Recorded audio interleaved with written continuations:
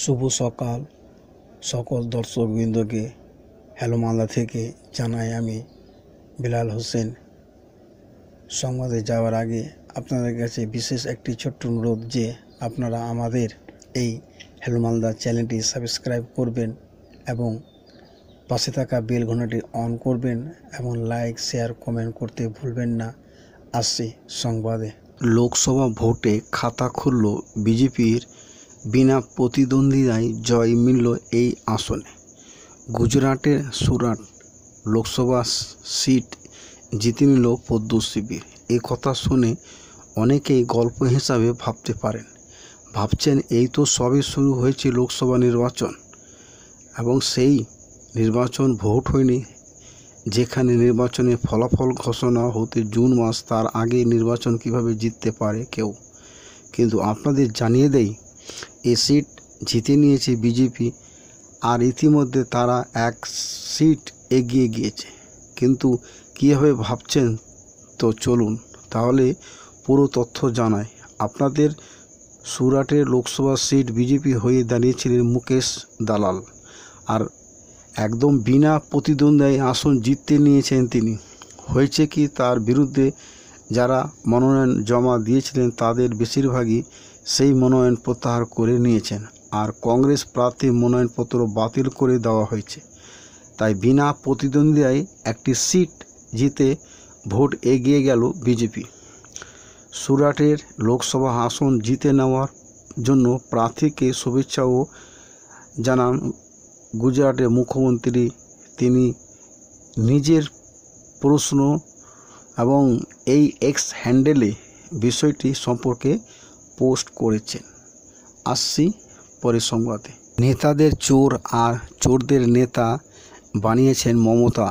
নিয়োগ দুর্নীতির রায় ঘোষণায় দিল, বোমা ফাটালেন দিলীপ। লোকসভা ভোটের মাঝে ফের একবার দিলীপ ঘোষের নিশানায় রাজ্যের মুখ্যমন্ত্রী মমতা বন্দ্যোপাধ্যায়। এতদিন বাঘিনী ভোট হয়ে গেলেও বিড়াল হয়ে মেও মেও মমতা বন্দ্যোপাধ্যায়কে আক্রমণ করেন। এই মন্তব্য করে বর্তমান দুর্গাপুরে বিজেপি প্রার্থী। অন্যান্য দিনের মতো সোমবার সকালেও প্রাতঃভ্রমণে বেরিয়েছিলেন দিলীপ ঘোষ। এরপর যোগ দেন চায়ের চর্চা কর্মসূচিতে।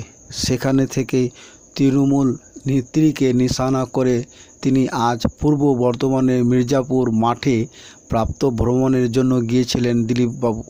এরপরই সেখান থেকে দেওয়ানি দিঘির মোড়ে চায় পেয়ে চর্চা কর্মসূচিতে যোগ দেন। সেখান থেকে মুখ্যমন্ত্রীকে আক্রমণ করেন বিজেপি নেতা। বলেন, ভোট হয়ে গেলেও উনি নিশানা হন। এতদিন বাঘিনী ছিলেন, কিন্তু এখন বিড়াল হয়ে গেছেন। কোনোভাবে রেহাই পাবেন না। যা কর্ম করেছেন সেটার ফল ভোগ করতে হবেই। নেতাদের চোর আর চোরদের নেতা বানিয়েছেন। নির্বাচন যত এগিয়েছে ততই পরাজয়ের ভয়ে হিংস্র হয়ে উঠতে তৃণমূল মমতা। পাশাপাশি এদিন তৃণমূলের সেকেন্ড ইন কমান্ড অভিষেক বন্দ্যোপাধ্যায়কেও নিয়ে সরব হন দিলীপবাবু। আসছি পরের সংবাদে, সঙ্গে থাকুন হ্যালো মালদা বাংলা নিউজ চ্যানেলের সাথে। লোকসভা ভোটে খুলে দেবে কপাল, 9 লক্ষ চাকরির সুযোগ কারা পাবেন।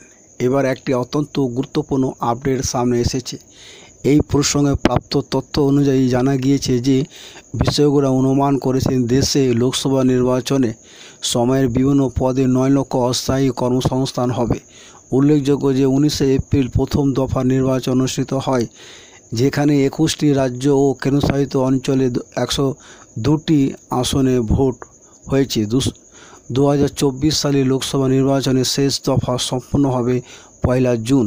এমন অবস্থায় ওয়ার্ক ইন্ডিয়া সিইও এবং কো-ফাউন্ডার নিতেশ দুঙ্গওয়াল জানিয়েছেন, 2024 সালের লোকসভা নির্বাচনের সময় যারা দেশে অস্থায়ী চাকরির সঠিক সংখ্যা কত হবে তা বিভিন্ন কারণের উপর নির্ভর করবে, যেমন নির্বাচনের স্কেল, ভোট কেন্দ্রের সংখ্যা এবং নির্বাচন সংক্রান্ত কার্যক্রমের বিষয়। তবে অনুমান করা হয়েছে নির্বাচনের সময় অন্তত 9 লক্ষ চাকরির সম্ভাবনা রয়েছে বলে জানান তিনি। কারা পাবেন চাকরি তিনি জানান, 2024 এর লোকসভা নির্বাচনের সময় যে অস্থায়ী চাকরি তৈরি করা হবে, তাতে নির্বাচনী প্রক্রিয়ার একাধিক দিক মাথায় রেখে বিভিন্ন ভূমিকা অন্তর্গত রয়েছে। দোঙ্গার আরও বলেন যে কিছু সাধারণ পদের মধ্যে রয়েছে ভোট কেন্দ্রের আধিকারিক, নির্বাচনী ক্লার্ক, নিরাপত্তা কর্মী, ডেটা এন্ট্রি অপারেটর, পরিবহন এবং সমন্বয়কারী এবং প্রশাসনিক কর্মীরা নির্বাচনের প্রক্রিয়া সুষ্ঠুভাবে পরিচালনা নিশ্চিত করতে বা পুরো নির্বাচন জুড়ে সচলতা বজায় রাখতে এই কর্মচারীরা গুরুত্বপূর্ণ।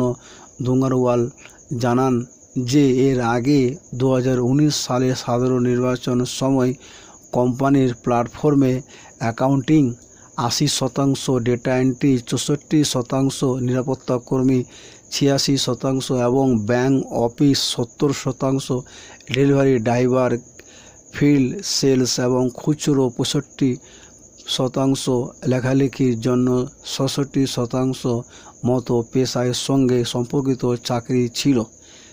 আসছি পরের সংবাদে। জোড়া ঝঙ্কার দাপটে 9 রাজ্যে ঝড় বৃষ্টি, শিলাবৃষ্টি বাড়ছে, তাপপ্রবাহ কী হবে বাংলার আপডেট।